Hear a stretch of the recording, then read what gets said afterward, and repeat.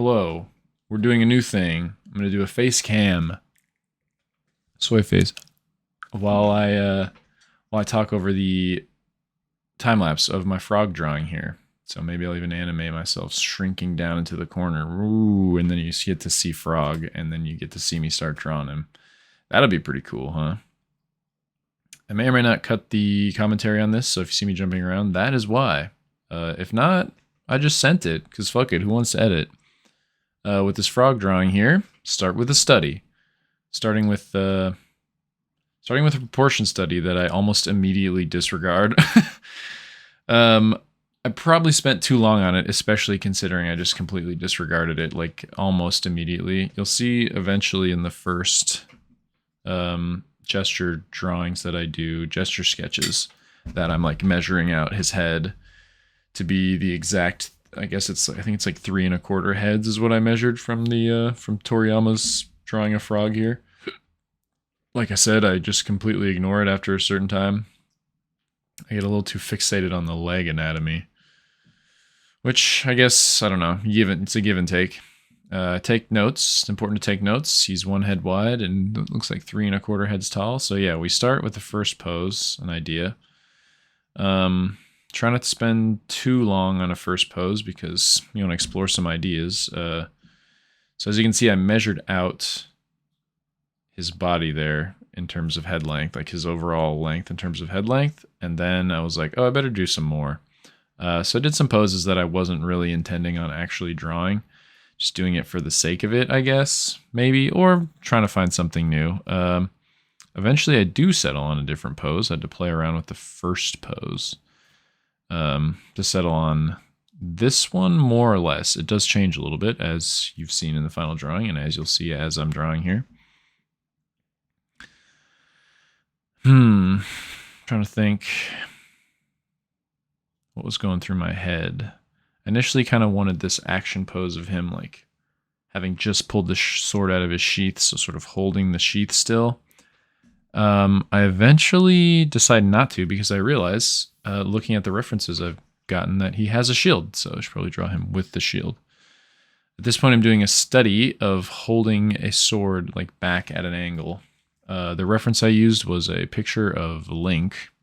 So it always feels a little dubious to me these days. I'm not sure why, but using reference that is already a drawing and not from real life, because you're sort of like interpreting what's already been interpreted. But I think it looks really good, and it was like a nice, perfect angle. So I just sent it.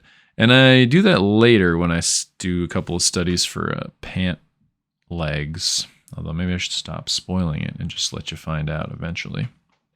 So I'm playing around with the sheath here. The pose I went for, I tried to do like a triangle shape, because triangles are supposed to be strong or whatever. And you know, Frog's a knight, he's supposed to be strong, and so triangle it is. I eventually decided that it's not quite dynamic enough, so I changed the rotation of the head, which I think was actually really smart. Not to toot my own horn, but I think it adds a lot.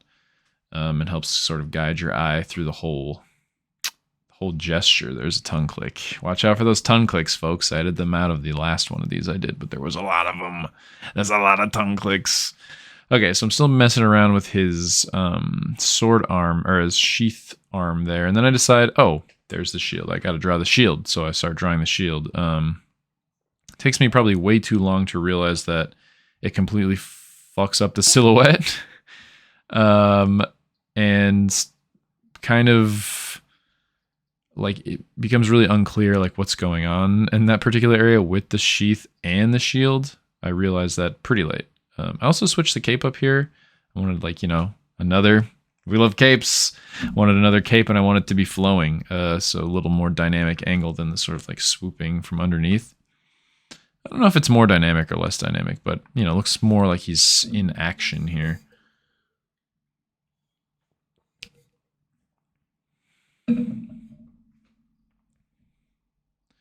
From there, just, you know, adding little details.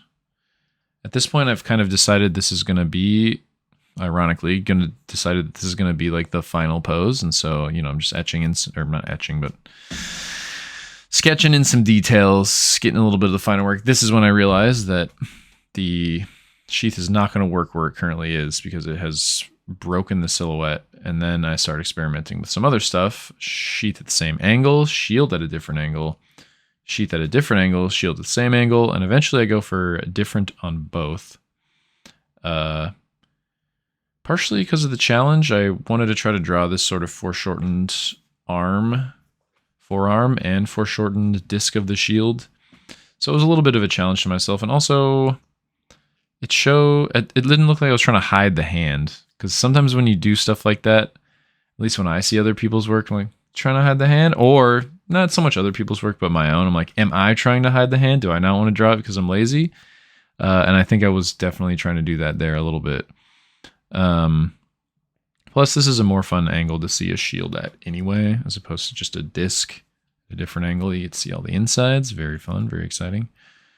Then I'm just cleaning up stuff, moving it around, adding in the little details, the little frog whiskers. I'm not really sure why frog has whiskers, but you know what?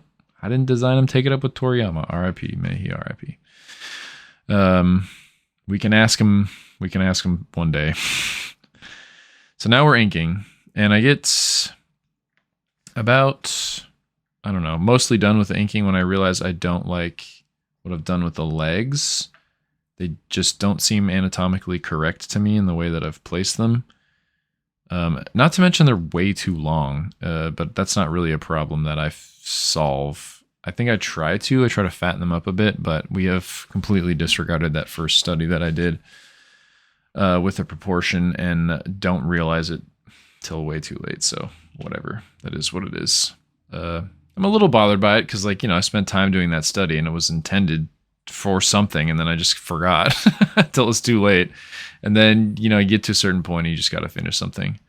With this, I remember with this piece, inking it specifically, I tried to ink the silhouette first so I could turn off the sketch and see what it looked like to see if that would enlighten me on anything. I'm not sure that it did. I don't think that was the catalyst for me wanting to change the legs, which I eventually do. But maybe it was.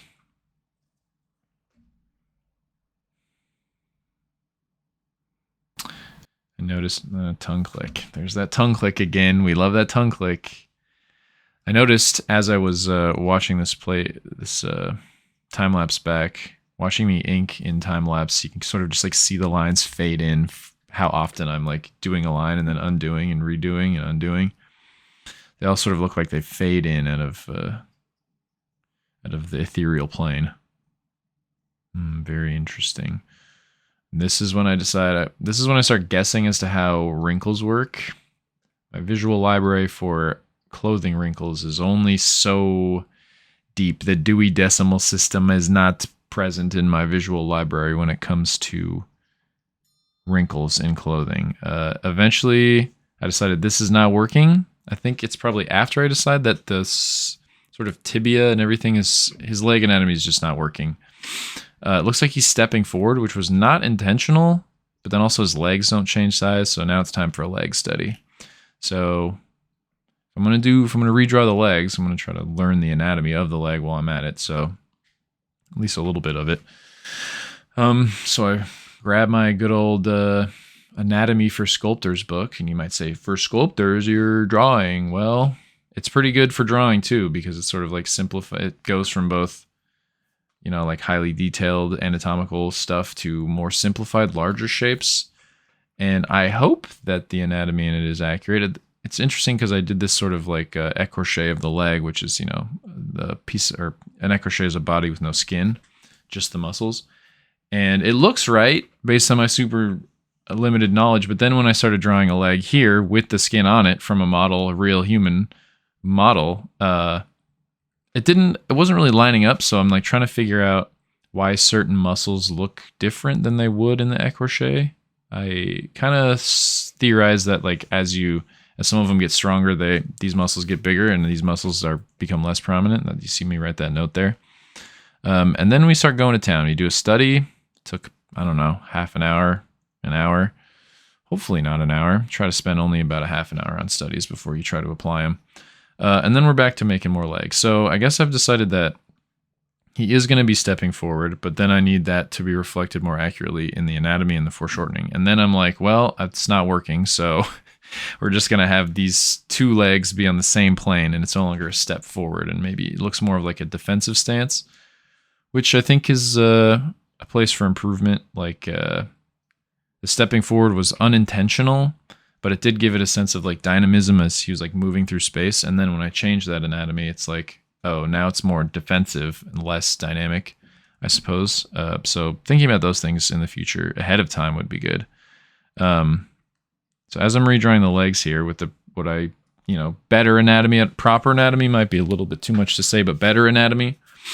I'm also trying to guess where wrinkles go based on my knowledge of what wrinkles do, which is that they pull from places of tension. So I'm drawing really exaggerated wrinkles here.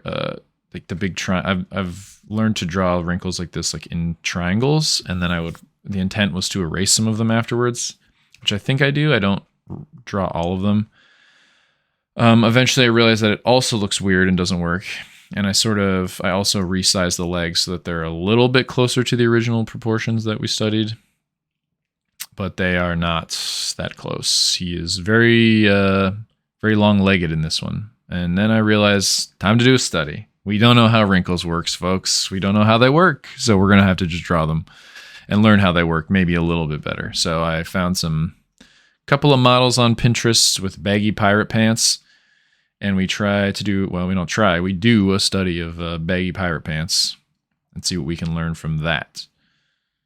On this next drawing that I'm working on that you'll see soon, maybe in a week from now, whoa, maybe not, hopefully, you'll see that I do more studies on clothing drapery. It's not just a one and done thing, especially with materials that change and what part, if it's pants or a shirt or whatever, these things are, they're different. So you have to study them in depth. But what I did on both of them, including this one, was do like a draw every wrinkle type thing that I can see, and then realize that it looks weird. So I'm like, okay, what can we do in a line drawing to make it look less weird?